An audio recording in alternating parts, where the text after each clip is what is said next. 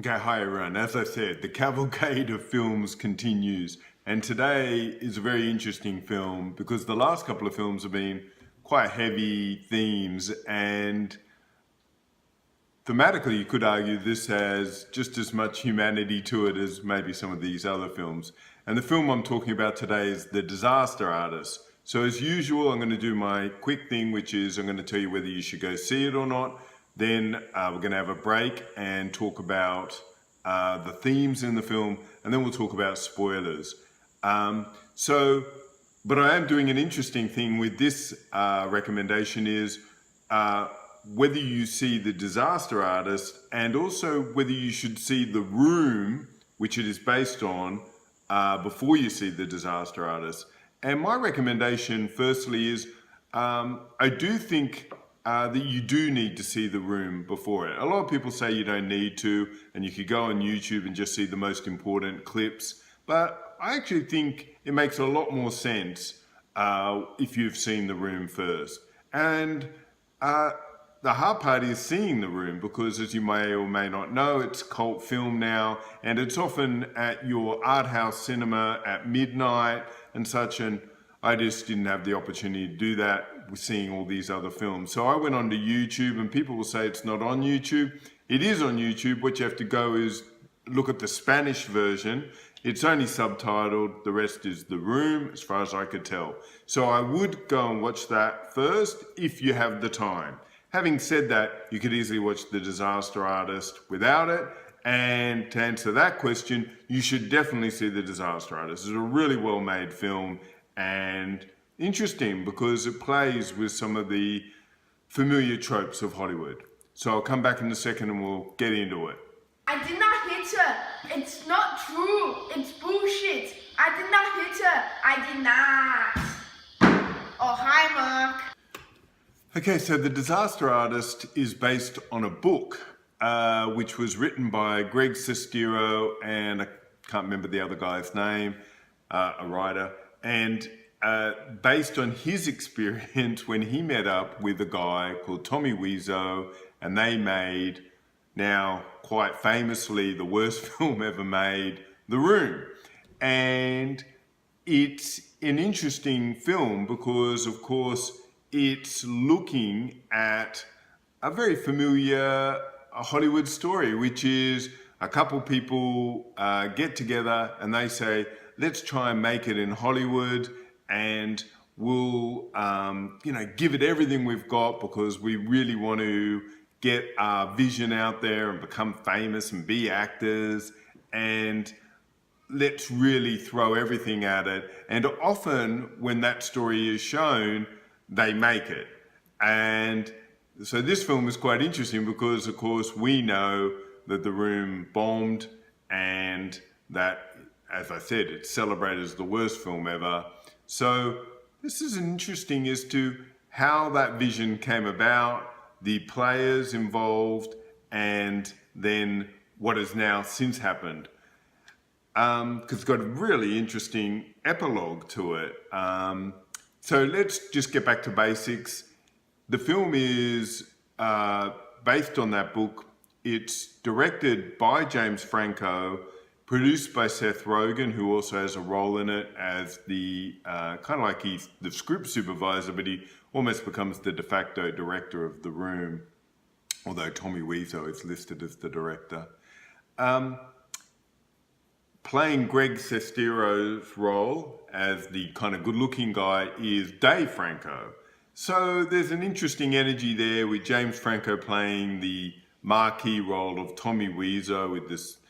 And a lot of the things I'm saying, you'll go, well, it doesn't make quite sense. If you've seen any part of The Room, and just, even if you didn't watch the movie, you just put in The Room and 10 best clips or something, and you hear this Tommy Wiseau guy speaking, his accent, but it's not even his accent. It is look. He looks like a vampire. He's a very strange looking guy, and then the way that he parses language, the way that he uses it's you couldn't, this is why The Room works, because if you sat down, like let's say you got the editorial table of The Onion and said, let's design a really bad film, you would design a really bad film, but you would not design the room. The room is so perfectly horrible in a way that you couldn't design it, that it works. So you've got this, A-list cast, and Franco just won the Golden Globe for his performance, and his performance is really, really good. There are a million, I started writing out all the people in this film, and it actually becomes a little bit crazy. And it kind of works because it's a film about Hollywood, and so, of course, you'd have, just all of James Franco, Seth Rogen's friends just in these little roles. And also, you have things like Bryan Cranston just shows up and all this. But it kind of works because they're in Hollywood and they're going to acting classes and they're walking through, a known town for the industry, and so it kind of works. So let's talk about two things. Franco does a really good job directing this. He uses a light hand. You could easily overstep this material and try and just look at how bad the room is, and he doesn't. His focus is definitely on the friendship between Sestero and Wiseau, played by the two Francos. And in any other way, the film is actually just shot by the book. There aren't too many, directorial flourishes, but he does really well. So the film is good. It examines some really good material. The main theme, I think, is can you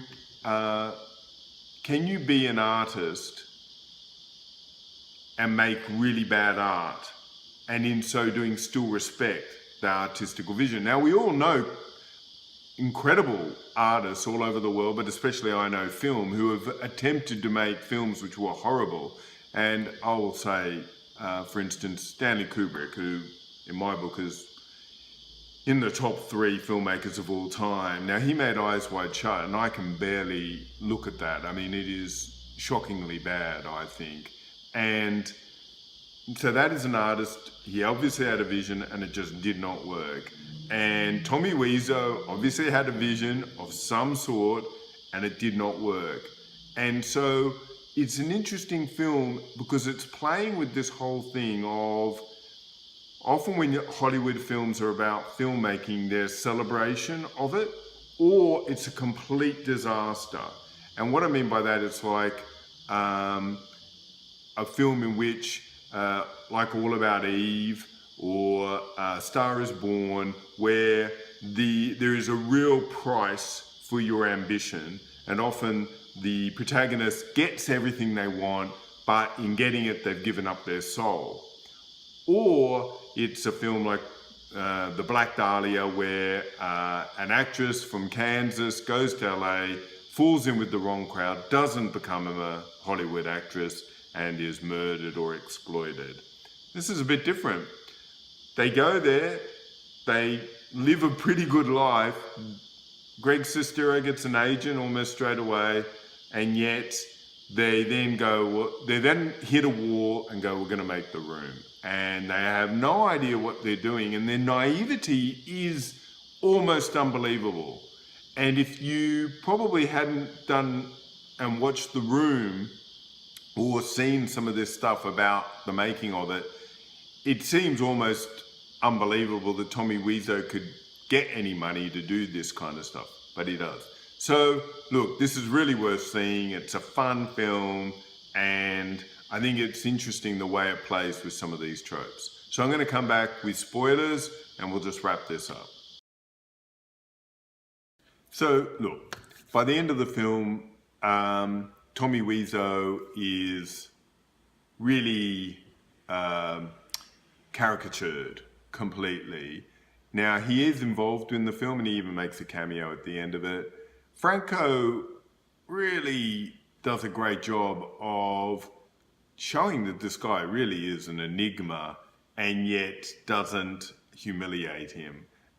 It goes really close though, but that might be impossible with this kind of film. So Tommy Wiseau, I did some research. So Tommy Wiseau, he would have been 48 when the film is made, but he keeps acting as if he's as young as Greg Sestero, who at the beginning of the film was like 19 and a male model. everyone kind of goes, where are you from? And he always says he's from Louisiana. We now know that he's from Poland. No one's quite sure how he made all his money though. He was in 2 car crashes. So some people say, well, maybe he got the settlement money. He also supposedly was pretty good in business in, getting cheap jeans and then flipping them in the US market. So he's obviously an interesting guy. But the problem is, if you think that he's a good businessman, then the naivety he shows in making the film kind of doesn't work. So I'm not sure where you come out with it. Now, the big comparison, I think, for this film is Tim Burton's Ed Wood. So Ed Wood is famously the maker of the previous worst film ever, Plan 9 from Outer Space. Now, the difference is that film is incompetently made in a way that is just shockingly bad. Like, people are walking into bits of the house and they're falling over, normally that would be edited out and they leave it in.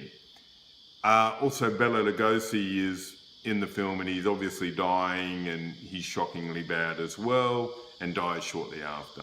So Ed Wood examines that, and I think he gets a lot more of the psychological depth of that filmmaker than the disaster artist does with Wiseau. And that's because I'm not sure how much depth Wiseau has.